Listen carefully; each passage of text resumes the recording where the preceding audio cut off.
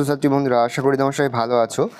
আজ আমরা যে বিষয়টি নিয়ে আলোচনা করব ষষ্ঠ শ্রেণীর সেকেন্ড সামারিপ অর্থাৎ দ্বিতীয় পর্যায়ক্রমিক মূল্যায়নের ইতিহাসের কোশ্চেন পেপার নিয়ে। দেখো সরাসরি স্ক্রিনে তোমার ষষ্ঠ শ্রেণীর সেকেন্ড সামারিপ অর্থাৎ দ্বিতীয় পর্যায়ক্রমিক মূল্যায়নের ইতিহাসের কোশ্চেনটা দেখতে পাচ্ছ। ফুল মার্কস আমাদের রয়েছে 50, সময় তোমাদের রয়েছে 1 ঘন্টা 30 মিনিট। একে থেকে রয়েছে সঠিক উত্তর নির্বাচন করো যে কোনো 5টি প্রশ্নের মান 1 করে 1 × 5 = 5। বৈদিক সমাজে পরিবারের প্রধান ছিল রাজা, বিশপতি বাবা, উত্তরে বাবা। আর্যসত্য কোন ধর্মের অংশ? বৌদ্ধ, জৈন, আজীবিক ধর্মের, উত্তরে বৌদ্ধ। পার্শ্বনাথ ছিলেন মগধের রাজা, বজ্রীদের রাজা, জৈনদের তীর্থঙ্কর, জৈন তীর্থঙ্কর। গৌতম বুদ্ধ জন্মগ্রহণ করেছিলেন লিচ্ছবি, হর্ষঙ্গ, শাক্য বংশে। বোধি কথার অর্থ জ্ঞান। মেগালিথ বলা হয় পাথরের সমাধিকে।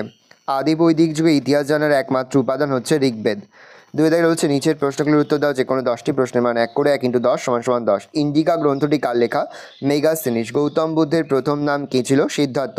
বেদ শব্দটি কোথা থেকে এসেছে? বেদ থেকে। বৌদ্ধদের প্রধান ধর্মগ্রন্থের নাম কি? ত্রিপিটক। বেদের অপর নাম কি? শ্রুতি। কনিষ্কের রাজধানীর নাম কি? পুরুষপুর। রামায়ণের রচয়িতার নাম কি? উত্তরে বাল্মীকি। এলাহাবাদ প্রশস্তির রচয়িতাকে? উত্তরে হরি সেন। ঋগ্বৈদিক যুগের প্রধান দেবতা কে ছিলেন? ইন্দ্র। কুষাণ সাম্রাজ্যের প্রতিষ্ঠাতাকে? উত্তরে কুজুল কদফিসেস। দক্ষিণ ভারতের একমাত্র মহাজনপদের নাম কি? উত্তরে অসমক। মেগালিথ কি? বড় পাথরের সমাধি। জৈন ধর্মের মোট কতজন তীর্থঙ্কর ছিল? 24 জন। চন্দ্রগুপ্ত মৌর্যের রাজধানীর নাম কি? উত্তরে পাটলিপুত্র। মগধের প্রথম রাজধানী কোথায় ছিল? রাজগৃহ। দেখা শূন্যস্থান পূরণ করে আর্য কোনো ড্যাশ নয়, জাতিবাচক শব্দ নয়। বেদ শব্দ হচ্ছে বিদ থেকে। ঋগ্বেদের ড্যাশ পর্বতের উল্লেখ নেই, বিন্ধ। অরাজতান্ত্রিক মহাজনপদগুলিকে বলা হতো ড্যাশ, ওদের গণরাজ্য। তীর্থঙ্কর বলা হতো ড্যাশকে, জৈন ধর্মের প্রধান প্রচারক। ড্যাশ অব্দ নাগাদ রাজা হন পুষ্যমিত্র শুঙ্গ। 187 অব্দ নাগাদ। নিম্নলিখিত প্রশ্নগুলির উত্তর দাও যে কোনো 4টি প্রশ্নের মান 2 করে 2 × 4 = 8। প্রথম, সভা ও সমিতি কি? বৈদিক যুগে রাজাকে শাসন কাজে সাহায্য ও পরামর্শ দেওয়ার জন্য সভা ও সমিতি নামে পরিষদ ছিল। সভা বয়স্ক ব্যক্তিদের নিয়ে সভা গড়ে ওঠে। সমিতি গোষ্ঠীর সকলকে নিয়ে সমিতি গড়ে ওঠে। সভা ও সমিতিতে রাজাকে পরামর্শ দান, যুদ্ধ ও রাজনীতি বিষয়ে আলোচনা হতো। বেদের অপর নাম শ্রুতি কেন? বেদ অপর নাম শ্রুতি কারণ বেদ মূলত গুরু শিষ্য পরম্পরায় কানে শুনে মনে রাখার মাধ্যমে প্রজন্মের পর প্রজন্ম ধরে চলে আসে। এই কারণে বেদের অপর নাম শ্রুতি, যার অর্থ যা শোনা গেছে। ঋগ্বেদে কোন পর্বতের উল্লেখ আছে? ঋগ্বেদে প্রধানত হিমালয় পর্বত বা কাশ্মীরের মুজবান শৃঙ্গের উল্লেখ আছে। স্মৃত ধূসর মাটির পাত্র কি? স্মৃত ধূসর মাটির পাত্র নির্মাণ ছিল আর্য সংস্কৃতির অন্যতম প্রধান বৈশিষ্ট্য। গৃহস্থলীর কাজে আর্যভাষীরা যে মাটির পাত্র তৈরি করত সেগুলি ধূসর রঙের ছিল। পরবর্তী বৈদিক যুগে এই ধূসর রঙের পাত্রগুলির গায়ে ছবি আঁকা হতো। এই ধরনের পাত্রগুলি চিত্রিত ধূসর মাটির পাত্র নামে পরিচিত। দাদা সংঘ কি? বলভীর ধর্মসভায় জৈনদের পালনীয় ধর্মীয় রীতিনীতির সঙ্গে অঙ্গ, উপাঙ্গ, মূল সূত্র যোগ করা হয়। এগুলিকে একত্রে দ্বাদশাঙ্গ বলে। এই দ্বাদশাঙ্গ জৈনদের একটি প্রধান ধর্মগ্রন্থ। বৈদিক সমাজ কটি শ্রেণীতে বিভক্ত ছিল? কি কি? বৈদিক সমাজ 4টি প্রধান শ্রেণীতে বিভক্ত ছিল: ব্রাহ্মণ, ক্ষত্রিয়, বৈশ্য এবং শূদ্র।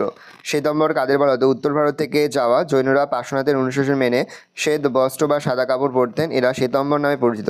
শ্বেতাম্বরদের নেতা ছিলেন স্থূলভদ্র। দশরাজ যুদ্ধ বলতে কী বোঝো?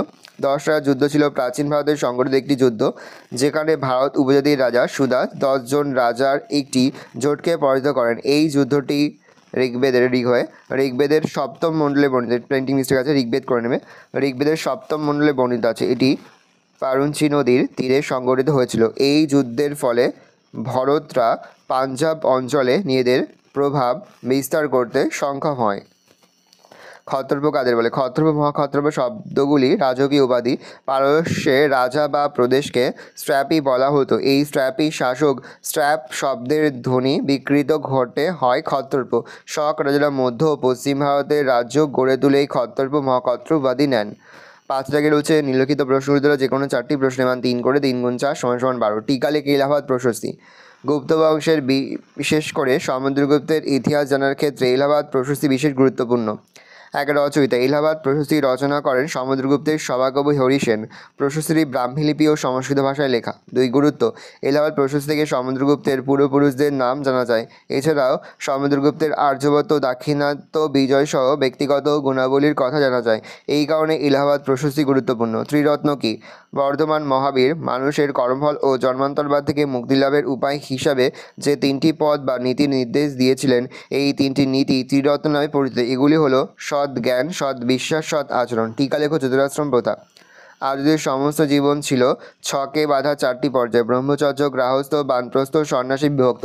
চতুরাশ্রম প্রথা: ব্রহ্মচর্য। এই পর্যায়ে শিষ্য বা ছাত্ররা গৃহ থেকে পড়াশোনা করত। 2. গৃহস্থ: পড়াশোনা শেষে ছাত্ররা নিজেদের বাড়িতে ফিরে এসে বিবাহ করে সংসার পালন করত, যা গৃহস্থ নামে পরিচিত। বানপ্রস্থ: এই পর্যায়ে বনবাসী জীবন পালন করতে হতো।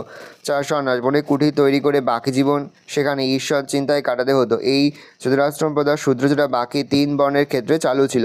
পঞ্চমহাব্রত কি? পার্শ্বনাথ জৈনদের 4টি নীতি মেনে চলার নির্দেশ দিয়েছিলেন। মহাবীর এই 4টি নীতির সঙ্গে একটি নীতি যোগ করেন, যা পঞ্চম মহাব্রত নামে পরিচিত।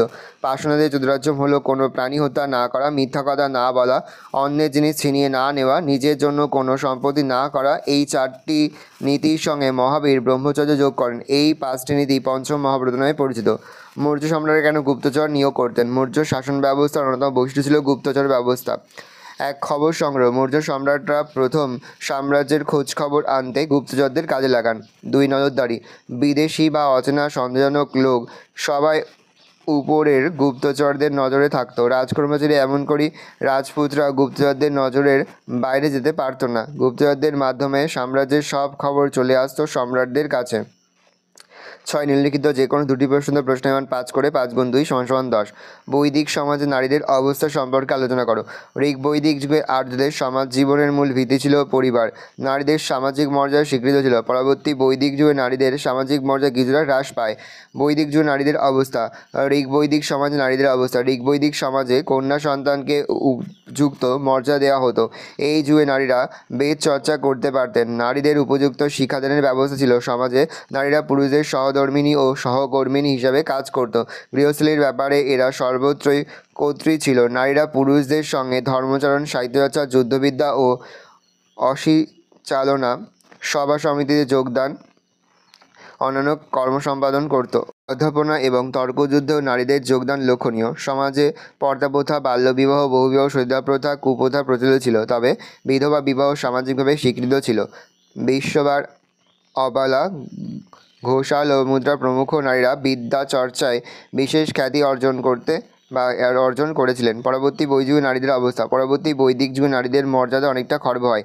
এই যুগে সমাজে পুরোহিত শ্রেণীর প্রভাব বৃদ্ধি পাওয়ায় নারীদের ধর্মীয় অধিকার কমে যায়, তারা উপনয়নের অধিকার হারায়। নারীদের রাজনৈতিক অধিকার ও সম্পত্তির অধিকার খর্ব হয়। সমাজে বহুবিবাহ, বাল্যবিবাহ, পণ প্রথা প্রকোপ বাড়ে, সতীদাহ প্রথা কঠোর হয়। তবে এই সময় নারীরা উচ্চশিক্ষায় পিছিয়ে ছিলেন না। অনেক নারী সারা জীবন অবিবাহিত থেকে দর্শন ও ধর্মতত্ত্ব চর্চা করতেন, তাদের বলা হতো ব্রহ্মবাদী। আবার অনেকে বিয়ের পূর্ব পর্যন্ত বিদ্যাচর্চা করতেন, এদের বলা হতো সদ্যোদ্দাহা। এবং এই যুগে কৃতি মহিলাদের মধ্যে গার্গী ও মৈত্রী উল্লেখযোগ্য। দিগম্বর কাকে বলে? টিকা লেখো অষ্টাঙ্গিক মার্গ। চন্দ্রগুপ্ত মৌর্য শাসনকালের শেষের দিকে এক ভয়ানক দুর্ভিক্ষ হয়। এই সময় অনেক জৈন সন্ন্যাসী উত্তর ভারত থেকে দক্ষিণে চলে যায়। এই সময় জৈনরা দিগম্বর ও শ্বেতাম্বর নামে 2টি ভাগে বিভক্ত হয়ে যায়। দক্ষিণ ভারতে চলে যাওয়া জৈনরা মহাবীরের অনুশাসন মেনে কোনো গ্রন্থি বা পোশাক পড়তেন না, এরা দিগম্বর নামে পরিচিত। দিগম্বরদের নেতা ছিলেন ভদ্রবাহু, তিনি কল্পসূত্র রচনা করেন। গৌতম বুদ্ধ মানুষের নির্বাণ বা মুক্তি লাভের জন্য 8টি পথ বা মার্গের নির্দেশ দেন। এই 8টি পথ বা মার্গ অষ্টাঙ্গিক মার্গ নামে পরিচিত। অষ্টাঙ্গিক মার্গ: সৎ বাক্য, সৎ চিন্তা, সৎ জীবিকা, সৎ ব্যবহার, সৎ জীবনযাপন, সৎ প্রতিষ্ঠা, সৎ দৃষ্টি, সম্যক সমাধি। আমরা আরেকবার বলছি, মনে করো তোমরা: সৎ বাক্য, সৎ চিন্তা, সৎ জীবনযাপন, সৎ ব্যবহার, সৎ প্রচেষ্টা, সৎ দৃষ্টি, সম্যক সমাধি। তাহলে সৎ বাক্য, সৎ চিন্তা, সৎ জীবিকা, সৎ ব্যবহার, সৎ জীবনযাপন, সৎ প্রচেষ্টা, সৎ দৃষ্টি, সম্যক সমাধি। পরের প্রশ্ন: সম্রাট হিসাবে সম্রাট সমুদ্রগুপ্তের কৃতিত্ব আলোচনা করো। সম্রাট সমুদ্রগুপ্ত আনুমানিক 335 থেকে 375 খ্রিস্টাব্দ পর্যন্ত শাসন করেছিলেন। তার আমলে গুপ্ত সাম্রাজ্য সর্ববৃহৎ আকার ধারণ করেছিল। রাজবিজেতা, সমরকুশলী, বিদ্যোৎসাহী ও সুদক্ষ শাসক হিসেবে তিনি খ্যাতি অর্জন করেছিলেন। এক রাজ্যজয়: সম্রাট সমুদ্রগুপ্ত উত্তর ভারতে 9 জন ও দক্ষিণ ভারতে 12 জন রাজাকে পরাজিত করে তাদের রাজ্য দখল করেন। তবে তিনি ভারতের রাজ্যগুলির সরাসরি নিজ সাম্রাজ্যভুক্ত করলেও দক্ষিণ ভারতের রাজ্যগুলির ক্ষেত্রে গ্রহণ পরিমোক্ষ নীতি অনুসরণ করেন। এছাড়া তিনি অর্ণসংকুলন, আডবিক রাজ্য ও 9টি গণরাজ্য জয় করেন। 2. শাসক হিসেবে কর্তৃত্ব: সমুদ্রগুপ্তের শাসক হিসেবে অন্যান্য গুণাবলী ও কৃতিত্বের পরিচয় পাওয়া যায়। জনকল্যাণমুখী শাসন প্রবর্তনের জন্য তিনি অমর হয়ে আছেন। অসীম ক্ষমতার অধিকারী হয়েও তিনি স্বেচ্ছাচারী ছিলেন না। 3. বহুমুখী প্রতিভার অধিকারী বা বহুমুখী প্রতিভা। সমুদ্রগুপ্ত ছিলেন বহুমুখী প্রতিভার অধিকারী। তিনি ছিলেন সুকবি, সঙ্গীতজ্ঞ। এলাহাবাদ প্রশস্তিতে তাকে কবিরাজ বলে উল্লেখ করা হয়েছে। সমুদ্রগুপ্তের মুদ্রায় বীণা বাদনরত অবস্থার ছবি তার সঙ্গীতপ্রিয়তার পরিচায়ক। বিদ্যোৎসাহিতা। সমুদ্রগুপ্ত ছিলেন একজন বিদ্যোৎসাহী শাসক। তার প্রচেষ্টায় সংস্কৃত সাহিত্য চরম উন্নতি লাভ করে। এছাড়া চিকিৎসা বিজ্ঞান, গণিতশাস্ত্র, রসায়ন বিজ্ঞান ও জ্যোতিষশাস্ত্রেরও ব্যাপক প্রসার ঘটে। 5. সার্বভৌম প্রতিষ্ঠা। রাজজয়ের শেষে সমুদ্রগুপ্ত অশ্বমেধ যজ্ঞ করে তিনি সাম্রাজ্যের বিভিন্ন এলাকায় ঐক্য প্রতিষ্ঠা করে পরাক্রমঙ্ক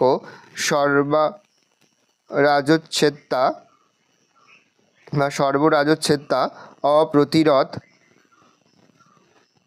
প্রভৃতি উপাধি ধারণ করেন। এগুলি তার সার্বভৌম প্রতিষ্ঠার পরিচায়ক। তাহলে পরাক্রমাঙ্ক, সর্বরাজচ্ছেত্তা, অপ্রতিরোধ উপাধি কার ছিল? তাহলে তোমরা লিখবে সমুদ্রগুপ্তের। এগুলি তার সার্বভৌম প্রতিষ্ঠার পরিচায়ক। ঐতিহাসিক ভিন্টন স্মিথ সমুদ্রগুপ্তকে ভারতের নেপোলিয়ন বলে অভিহিত করেছেন। তাহলে ভারতের নেপোলিয়ন কাকে বলা হয়? তোমরা শর্ট কোশ্চেন পেয়ে গেলে উত্তর লিখবে সমুদ্রগুপ্তকে। পরধর্ম সহিষ্ণুতা।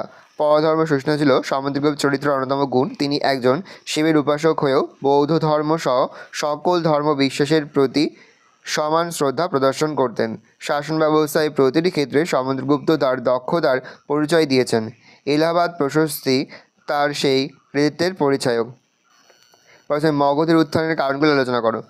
16টি মহাজনপদের মধ্যে শেষ পর্যন্ত মগধ বেশ শক্তিশালী হয়ে ওঠে এবং মগধকে কেন্দ্র করে সাম্রাজ্য গঠিত হয়। মগধের উত্থানের কতগুলি কারণ দেখা যায়। 1. ভৌগোলিক অবস্থান। মগধ রাজ্যটি গঙ্গা, সোন, গণ্ডক নদী পরিবেষ্টিত ছিল। এই দুটি রাজধানী রাজগৃহ, পাটলিপুত্র, পর্বত প্রভৃতি পরিবেষ্টিত ছিল, যা শত্রুর কাছে দুর্ভেদ্য ছিল। 2. আর্থিক সমৃদ্ধি।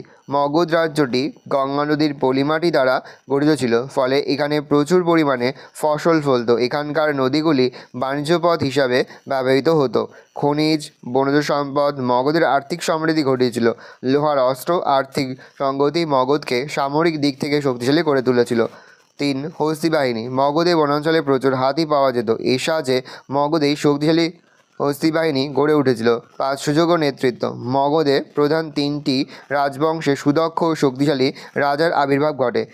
বিম্বিসার, অজাতশত্রু, শিশুনাগ, মহাপদ্মনন্দের মতো শক্তিশালী রাজারা মগধের শক্তিকে বহুগুণ বাড়িয়ে নিয়েছিলেন। উপসংহার। এই সব কারণে মগধের উত্থান ঘটেছিল। ভালো করে দেখে নাও। এই রয়েছে টোটাল তোমাদের সেকেন্ড সামারি অর্থাৎ দ্বিতীয় পর্যায়ক্রমিক মূল্যায়নের ষষ্ঠ শ্রেণীর ইতিহাসের কোশ্চেন। এবার ভালো মাস্টারটা দেখে দাও। আশা করি ভিডিওটা ভালো লেগেছে। ভিডিওটা ভালো লাগলে ভিডিও লাইক করে দিতে ভুলবেন। আমার চ্যানেল নতুন হওয়া লাল কালারের সাবস্ক্রাইব প্রেস করে পাশে বেল আইকনটা প্রেস করে যখন নতুন করে ভিডিও আপলোড করি সবার ফার্স্ট নোটিফিকেশন পেয়ে যাও। আর এই ভিডিওটি তোমার বন্ধু বান্ধবী আত্মীয় স্বজন সবার মধ্যে কিন্তু অনেক শেয়ার করে যেটা বছর ষষ্ঠ শ্রেণীতে পড়ছে। আমরা কিন্তু ইতিমধ্যে ষষ্ঠ শ্রেণীর প্রতি বিষয়ের সিলেবাস, প্রশ্নকার এবং নমুনা প্রশ্নপত্র কিন্তু আপলোড করে দেয় এখনও পর্যন্ত। সেই ভিডিওগুলো না দেখে থাকো, ভিডিওগুলো কিন্তু তাড়াতাড়ি দেখে নাও। তোমাদের সকলকে জানাই আগাম পরীক্ষার অনেক শুভেচ্ছা এবং অভিনন্দন। আশা করি সকলের পরীক্ষায় খুব ভালো হয়। ভালো করে দেখে নাও কোশ্চেন পেপারটা।